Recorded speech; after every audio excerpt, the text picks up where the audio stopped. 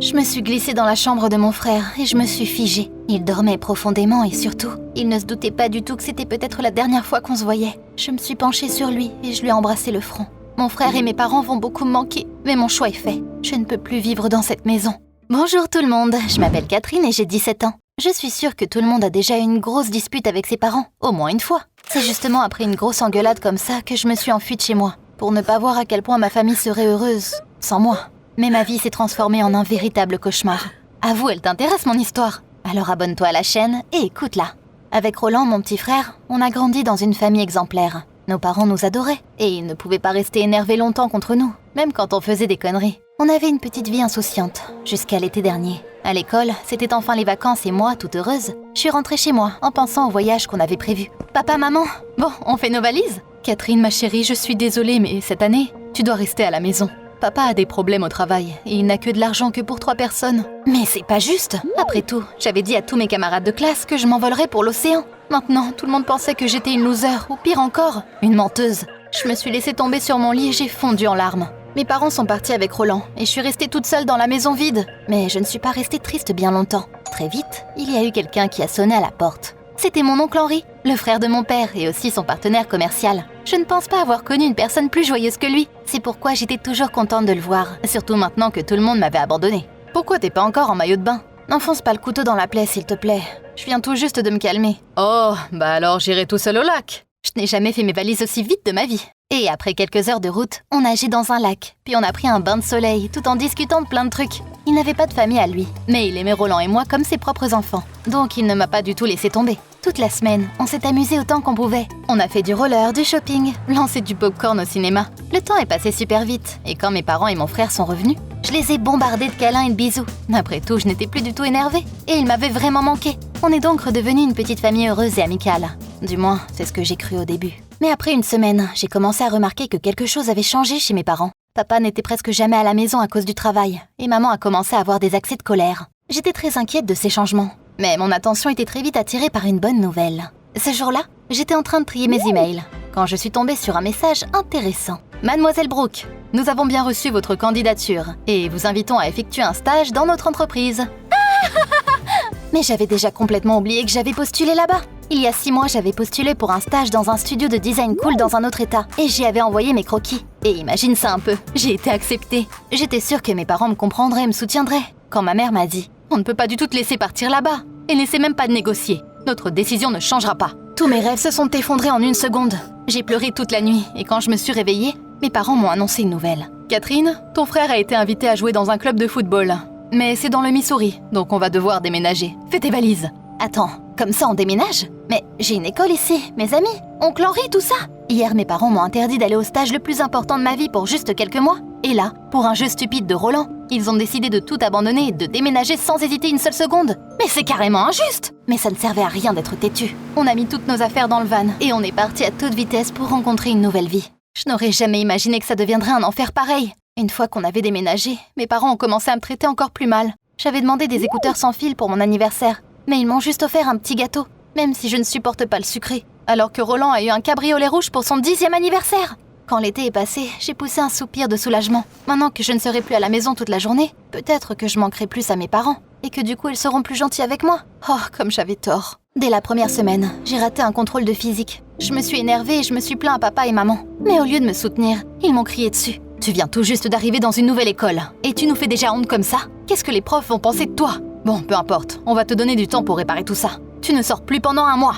À cause de ça, je n'avais plus envie de dire quoi que ce soit à mes parents pendant un bon moment. Je ne venais plus au salon avec eux et j'essayais même de manger mon repas du soir sans eux. Tout ce qui s'était passé ces derniers mois m'a convaincue d'une chose. Mes parents ne m'aimaient plus et je ne voulais plus vivre sous le même toit avec eux.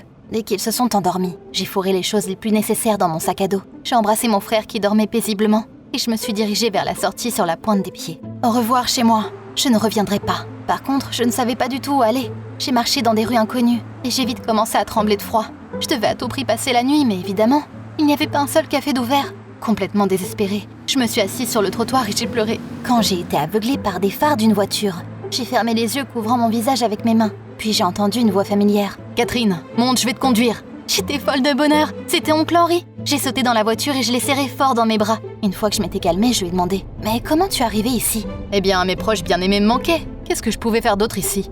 Oh mon oncle, si tu savais comme tu m'avais manqué. J'avais enfin quelqu'un pour partager tous les cauchemars qui m'étaient arrivés ces derniers temps. Mon oncle, comme toujours, me comprenait parfaitement. Il m'a proposé de rester avec lui pour le moment, sans le dire à mes parents évidemment. Il m'a conduit jusqu'à une petite maison, puis il m'a montré là où je dormirais. Puis il s'est arrêté devant la porte et m'a dit « Fais comme chez toi, Catherine. Par contre, si je peux te demander une petite chose, mon téléphone est cassé et je dois passer un appel urgent. Tu peux me donner le tien vite fait ?» J'ai donné mon smartphone à mon oncle sans hésiter. Puis je suis allée dans la chambre qu'il m'a montrée. Là, la porte a claqué derrière moi.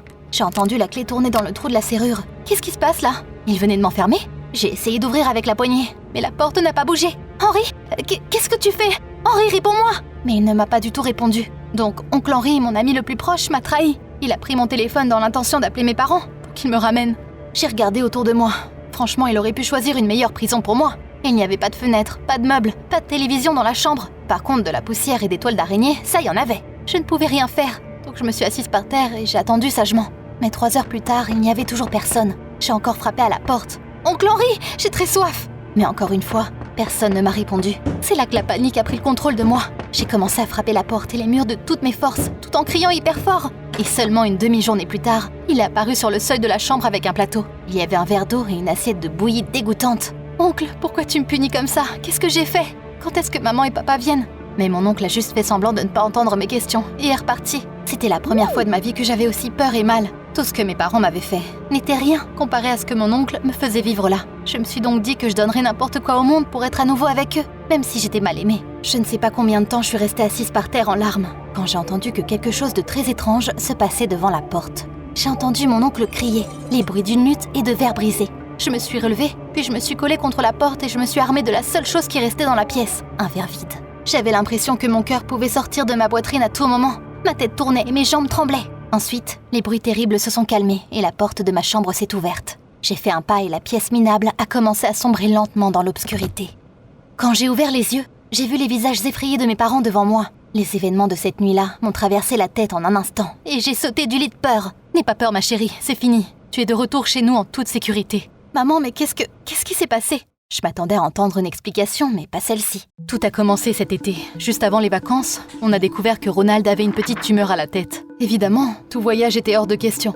On a décidé de ne pas te contrarier avec ça, donc on a emmené Roland chez un bon médecin du Missouri. Le médecin nous a dit que la tumeur n'était pas encore dangereuse, mais que si elle n'était pas retirée à temps, elle commencerait à se développer rapidement. L'opération était trop chère, donc papa et moi avons décidé de vendre sa part dans l'entreprise. Mais Henri s'y était catégoriquement opposé. Il ne voulait pas ruiner l'entreprise familiale qui lui avait demandé tant de temps et d'efforts. Mais on n'avait pas d'autre choix, et on l'a donc quand même fait. Mais ton oncle n'a pas voulu s'arrêter. Il a commencé à exiger que papa rachète sa part, puis il a commencé à nous menacer. On a vite compris qu'il était dangereux de rester plus longtemps en ville, donc voilà pourquoi on est rapidement partis. Mais c'est pas devenu plus facile ici. Henri a commencé à nous menacer, en disant qu'il allait faire des choses aux enfants. Donc on a essayé de vous protéger du danger du mieux qu'on pouvait. C'est pourquoi je t'avais interdit de sortir aussi. On a eu très peur pour toi, Catherine. Je n'en croyais pas mes oreilles.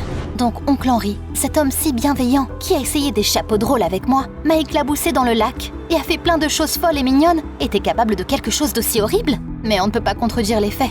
Oncle Henri m'avait donc délibérément attiré dans cette maison pour faire chanter mes parents. Apparemment, il avait promis de m'affamer jusqu'à ce que papa retourne à l'entreprise familiale. Quand on a découvert que tu n'étais plus là, on est tout de suite allé voir la police. Ils ont suivi vos mouvements sur les caméras de surveillance et ils ont trouvé cette maison. Maintenant, Henri devra répondre devant le tribunal de tout ce qu'il a fait. On t'aime vraiment très fort, ma chérie. S'il te plaît, ne nous fais plus jamais peur comme ça. Les larmes aux yeux, j'ai serré mes parents dans mes bras et je n'ai plus rien dit. J'ai compris pourquoi ils ont porté toute leur attention et leur amour sur Roland. Toute cette histoire d'enlèvement aurait pu être évitée si j'avais juste fait savoir ce qui n'allait pas, au lieu d'agir comme une petite fille jalouse. Heureusement, tout s'est bien terminé. Mon frère a été opéré et maintenant il est en parfaite santé. Ma relation avec mes parents s'est clairement améliorée.